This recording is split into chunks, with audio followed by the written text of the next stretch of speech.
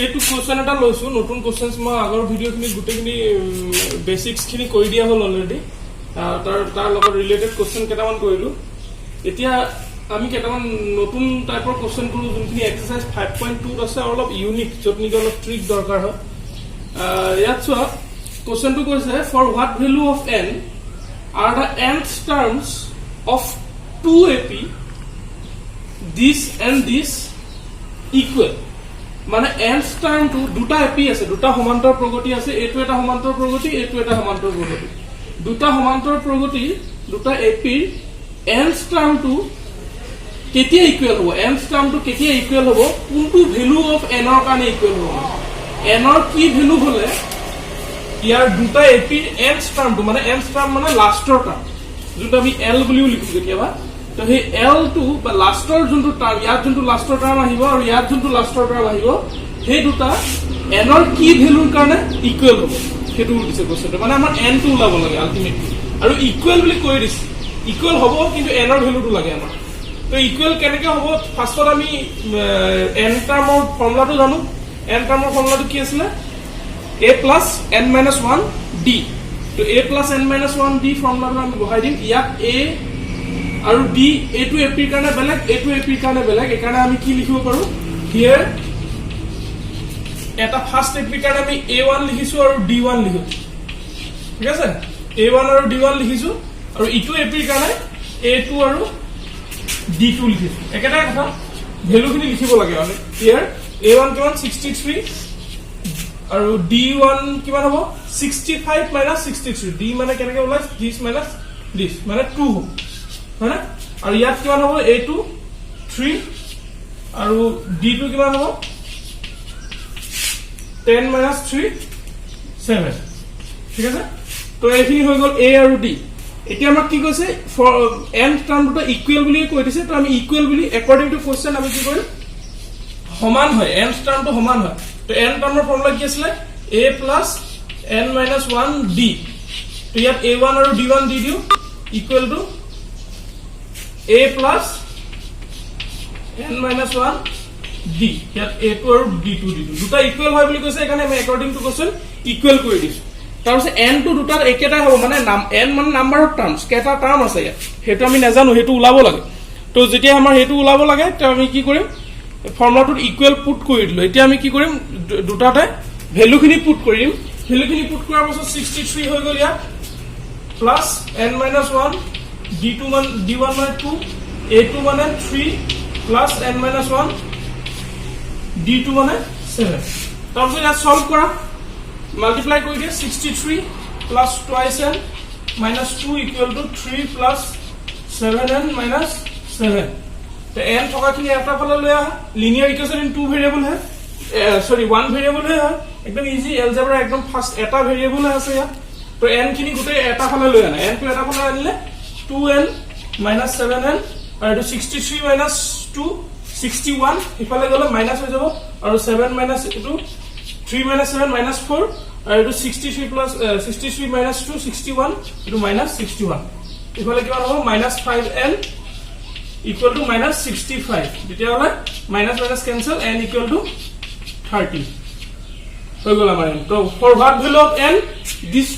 two ap's nth term মানে লাষ্টৰ টাৰ্মটো কোনটো ভ্যালু n ৰ কি ভ্যালুৰ কাৰণে ইকুয়াল হ'ব 13 ৰ কাৰণে মানে 13 টা টার্ম যদি থাকে মানে 1 2 3 4 5 6 7 এনেকৈ গৈ পিনে n 13 নম্বৰ টাৰ্মটো ইয়াৰ ভ্যালু n লাষ্টৰ টাৰ্মটো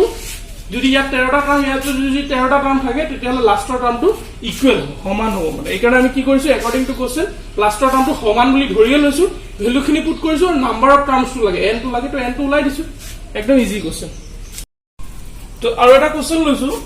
ডিটাৰমাইন দ্য ap আমি ap টো ওলাব লাগে সমান্তৰ প্ৰগতিটো ওলাব লাগে গিভেন কি আছে থাৰ্ড টাৰ্মটো 3 নম্বৰ পদটো দিয়া আছে 16 আৰু 7 নম্বৰ পদটো 7 term exceeds the fifth term by 12 মানে 7 নম্বৰ টাৰ্মটো 5 নম্বৰ টাৰ্মতকে 12 বেছি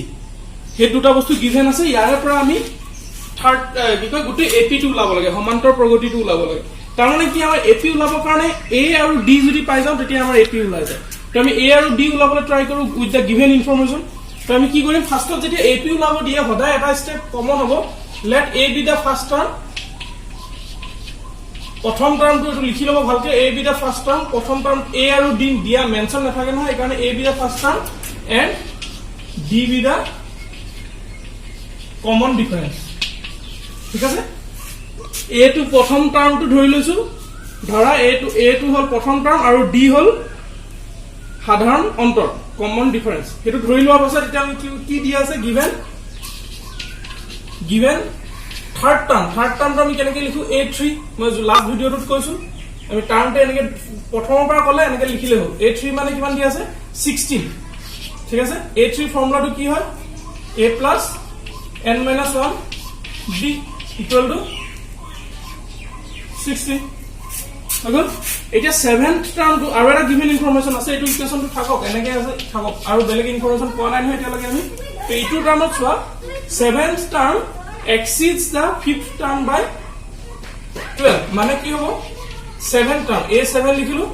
equal to a5 5 নম্বৰ টাৰ্মটোতকে কিমান বেছি বুলি কৈছে 7th টাৰ্মটো 12 বেছি তো এটো হৈ গল 7 নম্বৰ টাৰ্মটো 5 নম্বৰ টাৰ্মতকে 12 বেছি এতিয়া আমি কি কৰো এটো ফৰ্মুলাটো পুট কৰি দিয়া ফৰ্মুলা ইয়াৰ ভ্যালুটো পুট কৰিলে কি হ'ব সৰি ইয়াত n নহয় ইয়াত 3 - 1 হ'ব থাৰ্ড টাৰ্ম নহয় জানো তেতিয়া হলে a plus 2d হ'ব equal to 16 তো a টো হ'ব ইকুৱেশনটো আৰু ইয়াত আমি পুট কৰিলে কি হ'ব a plus 7 - 1 মানে 6d equal to এটো ইফালে লৈ আনো মই একবাৰ ইফালে a plus 5 - 1 মানে 4d plus 12 হ'ব ইয়াৰ পৰা a কেনসেল যাব এফালে a টো আনিলে মাইনাস হ'ব আৰু 6d - 4d 2d equal to 12 d equal to 6d ওলাই গল এতিয়া আমাৰ a ওলাই দিলে আমাৰ ap টো পাই যায় a টো কেনেকৈ ওলাব ইয়াত পুট কৰি দিয়া putting the value of d in equation number 1 কি হ'ব যদি পুট কৰো মই ইয়াত পুট কৰি আছো d ইকুৱেশন নম্বৰ 1 ইমপ্লাইজ লাইনটো লিখি লবা সাবস্টিটিউট d মানটো আমি ইকুৱেশন 1 নম্বৰ সমীকৰণত বহাই পাও a plus d কিমান পাইছো 2 into d মানে 6 তো ইকুৱেল টু 16 তো ইয়াৰ পৰা আমাৰ a plus 12 equal to 16 a equal to 4 so a4 d6 therefore the ap is সমান্তৰাল প্ৰগতিটো হল এই একদম প্ৰথম এক্সাৰসাইজত কৰিছা নহয় a আৰু d দিয়া থাকিলে কেনেকৈ ওলাই ap is প্ৰথম টাৰ্মটো 4 সেকেন্ড টাৰ্মটো কি হ'ব 6 বেছি মানে 10 থাৰ্ড টাৰ্মটো 10 plus 6 16 তাৰপিছত 22 and so on ঠিক আছে তো আমাৰ ap টো ওলাব দিছে আমি ap ওলাই দিলে ap ওলাবৰ কাৰণে a আৰু d লাগিব তো a আৰু d টো আমি ওলাই লৈছো ঠিক আছে আমি আৰু নেক্সট কোৱেশ্চন আৰু এটা কৰিম এটো এটা কোৱেশ্চন চোৱা কি কৈছে question number 20 exercise 5.2 Ramkali saved rupees 5 in first week of a year এটা বছৰৰ প্ৰথম সপ্তাহটো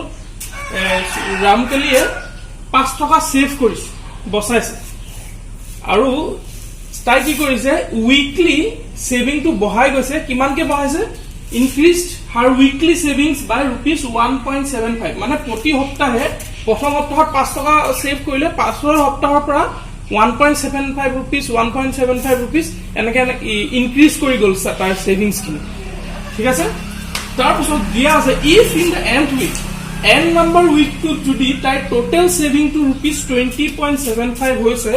তেতিয়াহলে n টো ওলাব লাগে মানে কিমান সপ্তাহত গৈ পিনে 20.75 rupees তাই বচা লাগে কোৱেশ্চনটো বুজি পাইছা নহয় প্ৰথম 5 টকা আছিল তাৰ পাছৰ সপ্তাহৰ পৰা কি কৰিলে 1.75 এনেকে বহাই গৈ আছিল তাৰ আমাক কৈছে যে যদি n number week to 20.75 rupees তাই সেভ কৰিলে টোটাল তেতিয়াহলে n টো কি হ'ব মানে কিমান সপ্তাহত তাই গৈ পিনে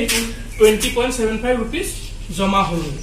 সেভ হ'ল ঠিক আছে এটো সব ap হয় নে নহয় কোৱেশ্চনটো চাই গম পাই কাৰণ উইকলি এটা সমানকে বাঢ়ি গৈছে কাৰণ 1.75 কে বহাইছে তাই প্ৰথমটো 5 আছিল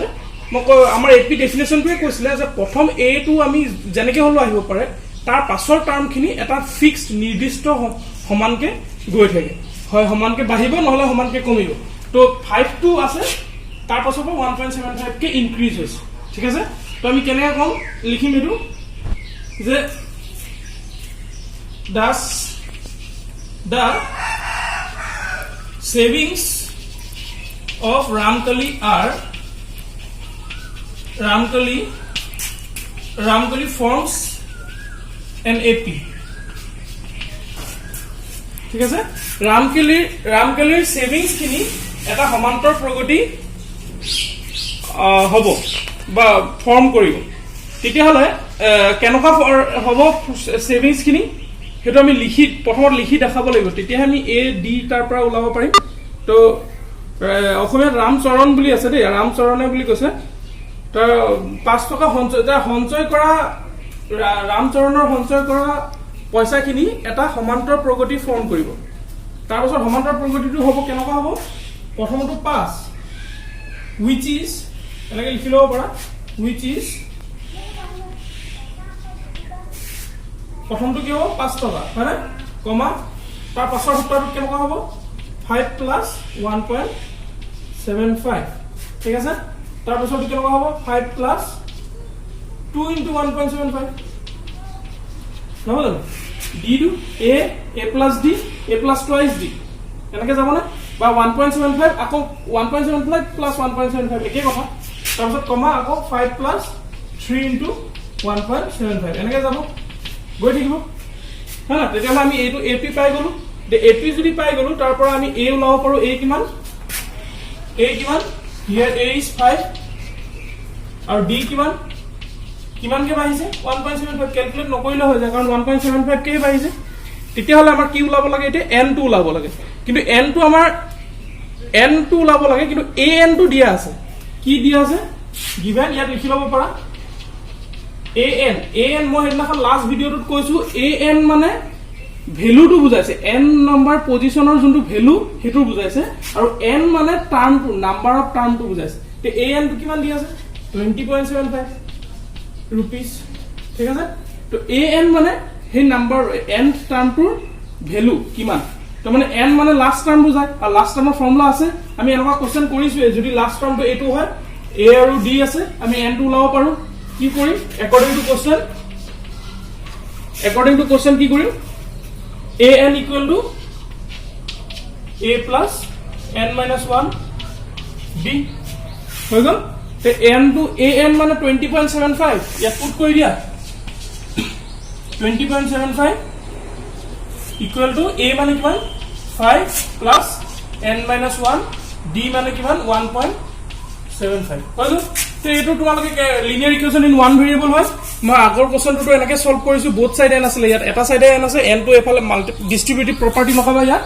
ডিস্ট্ৰিবিউটিভ প্ৰপাৰ্টি লগোৱাৰ পাছত n টো এফালে ৰাখিবা বাকি টাৰ্মছখিনি ইফালে লৈ n ইকুৱেল টু কিমান ওলাই হেতুৱে আনসাৰটো হৈ যাব ঠিক আছে এনেকুৱা কেটামান ওয়াৰ্ড প্ৰবলেম আছে ওয়াৰ্ড প্ৰবলেমটো সলভ কৰি পিনে AP বনাই লবা AP বনোৱাৰ পাছত বাকিখিনি কাম যোনটো বিচাৰি ওলাব দিছে হেতু বিচাৰি ওলাই দিবা ঠিক আছে তো এইটো ভিডিওত ইমানে থাকিব exercise 5.2 to complete koriba baki jimankhini exercise 5.2 questions khini ase hekini questions almost moi junkhini agor video tut kori disu ba agor video khinit moi junkhini solve korisu example opar loi gotekhini tar logote related hoy to etu video t moi word problems or eta sum kori dilu aru junkhini olop unique asile moi hekini kori disu baki khini tumaloke pariba to complete exercise 5.2 to tumaloke hek kori lobo